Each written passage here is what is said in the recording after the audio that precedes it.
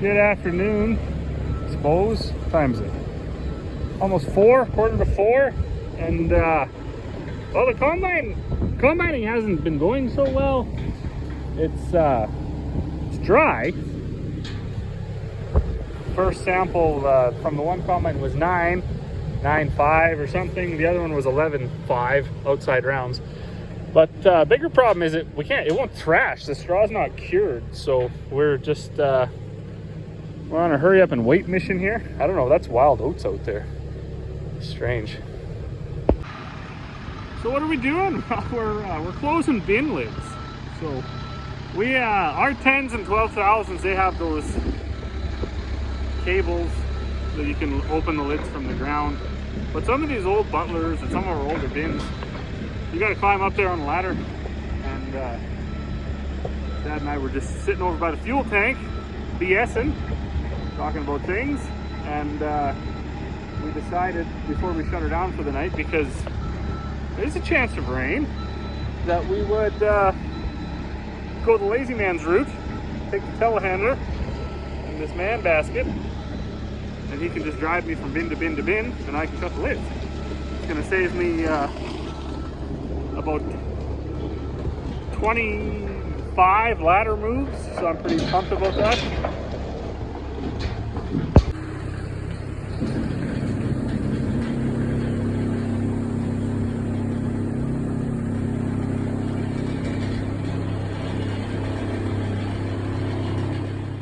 Good morning. A little bit later start, but it's just tired. So it's how it goes in fall. Historically, it's usually been a total nightmare because we're fighting the weather, fighting the elements, fighting tough grain, drying grain, moving grain, so on and so forth. These last couple of years, it's kind of just been combine. I ran over that dog yesterday. Glad to see she's all right. These last few years, the harvests have been really, really nice. We've had, really decent weather, long stretches of it. So, it all just depends on how you manage your crops and your swathing and your spraying and stuff like that. And they just roll along. So we're down here now to the last 300 acres of canola. It was swathed about 11 days ago. We find up here it needs basically 3 weeks before it's ready in a swath. And we tried yesterday. Now it did test dry, but there was a lot of the swath not getting thrashed because it was too green yet. So we're gonna leave it another few days. Unfortunately, the weather looks like it's gonna be coming at us in like 5 to 10 days. So we'll see how that goes. We don't put a lot of stock into the weather, people, because they're always wrong. But that being said, it's something we do have to be somewhat mindful of. Today, first things first, we got a box. So my buddy, the gentleman farmer there on YouTube, he was in town yesterday. He works in town, so or at least his office is in town. He works all over. But I messaged him because so my hammer mill has come apart. You see these busted teeth on this gear, and missing teeth on this big gear. There's missing one there, but over here, look at that, big chunk out of it. So I phoned the dealer and I said, do you have that little gear and this big gear? And they said, yeah, there's actually one of each in Regina, so we can ship them up. I ordered that last week. They came in yesterday. Yesterday was Tuesday. And they phoned me and they said, yeah, your parts are here. And because they had scared me and told me that they were like the last two in existence, I phoned them right away and I said, okay, I can't get in there to pick them up because we were planning to combine, but I'll have somebody get them. Don't sell them. Sounds like it's a hot commodity. So then I messaged my buddy there and I said, hey, any chance you're going by the New Holland dealer? And he said, well, I don't normally go that way, but I can. And then he slipped over and grabbed it for me. He had a little bit of a laugh there. He said when the lady came out, she kind of just like fired this box up on the counter. And he's like, oh boy, kind of hard on stuff. So this gear right here for anybody who cares to know.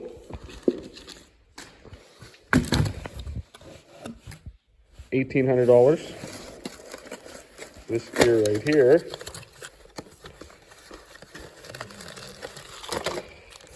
$800 and some dollars. So with taxes and shipping, and because they're not exactly 800 and 1,800, they're some. Bill come out to a little over 2,800 bucks. So in that's what 2,800 bucks buys you. But that's oh yeah, that's a lot tighter fit.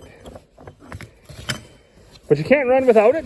So I'm gonna peel this apart, peel the old one apart. Got to clean it out on both the old ones there, and then we'll get everything reinstalled. Gearbox back full of oil. There's a little bit of welding to be done on the mill.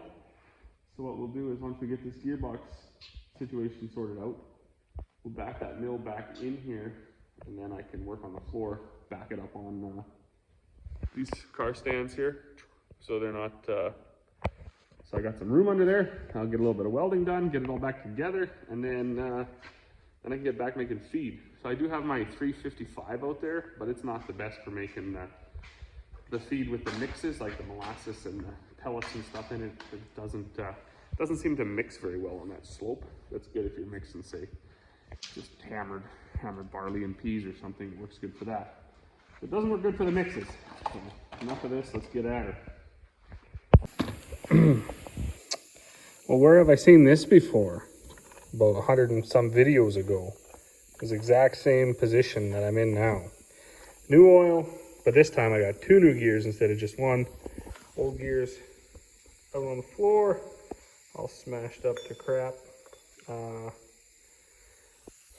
I'm not sure how many more of these gears are in existence. Hopefully more than these 2, because I don't think this is going to last forever.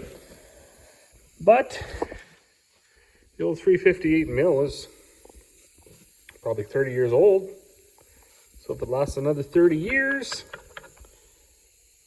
we should at that point be moving on to bigger and better things. I did have to run to town today, grab this seal. So it goes in the top end there. We did have this one, thankfully. It even says Hammer Mill gearbox on it. Bearings are still good because I didn't do them that long ago.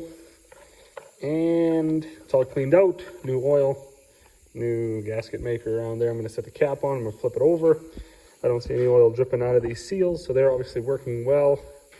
And then while I let this set up under the lid here, I will go out to the mill over there and do a little bit of welding. Then I'm going to back the mill in here, and hopefully by the end of the day that mill is up and running. Hey, good morning. It's 9:30. 21st, is it? 21st looks like. Got what? Say 300 acres of canola left. Well, maybe 290, 285, something. We did the outside rounds on a field. It wasn't ready. Now the canola was kind of testing dry, but the weird thing was it hadn't been cured enough, so the straw wasn't really thrashing, and that's no good. You don't want that. So we kind of shut her down for a day or two and tried to get a little bit organized in the yard. Of course, my Hammer Mill gearbox blew up on me. Those gears, that's all fixed. We just got to put the roof on.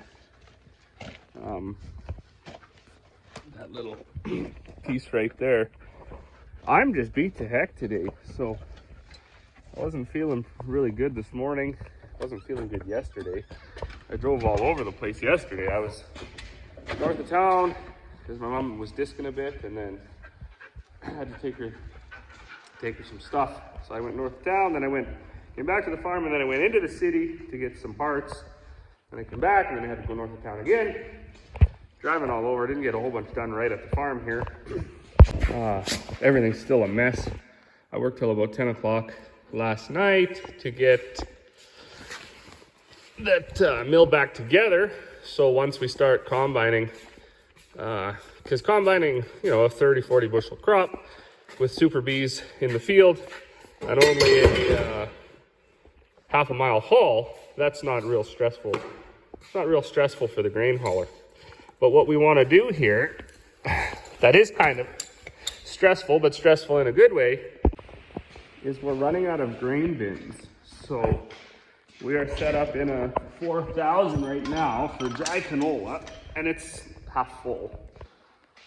And there is a 2,500 bushel bin with a little bit of canola, like just a little bit. I'm talking like 100 bushels from last year still in the bottom of it that we were also planning to fill. So that's what, let's say that's 4,500 bushels of storage, and we got 300 acres of canola left to go. One of these trucks over here is still loaded with canola that we're going to run through the dryer. It was the outside rounds. We took right around just a little shy of 12,000 bushels off 300 acres. So with 300 acres left, looks like we're going to need another 12,000 bushels of storage. And as it sits, we got 4,500. So that's not enough. So what we'll do today is I'm going to empty one bin. Dad actually started this yesterday. We're going to clean out one oat bin and try to fit it in the top of another one, or else just leave it on the truck, and then we'll, because that bin's not right full, well, it's empty now, and then we'll put the peas from our 5,000 bushel bin. Hopefully they all fit in the bin. It's like a 3,000 bushel bin, because that 5,000 bushel bin isn't right full. And then we'll have a 5,000 bushel bin to put canola in. Anyways, it's gonna make sense. See, I'm quite off my game. School started, what, 2 weeks ago, and of course I'm already sick from those kids. So they go to school and they bring all that stuff home. And I torched my hand the other day. So that kind of is uncomfortable. It actually doesn't hurt, strangely enough, but it's uncomfortable. And then yesterday, while I was working on this machine here, something bit me in the arm right here. Well, you can't see. Anyways, right there on the forearm, the back of the forearm. And it swole up huge, and it's itchy. And then I was trying to untangle this ratchet strap yesterday because I needed it to get that slide gate out of that hammer mill, and I thought I could get at it with 2 picks, and I drove a pick like right into my thumb, like right into the bone, and then I got an owie there too. So things for Robin are just all in all uncomfortable for today. I don't feel good. My hands are sore, my arm's itchy. I'm gonna get things done still.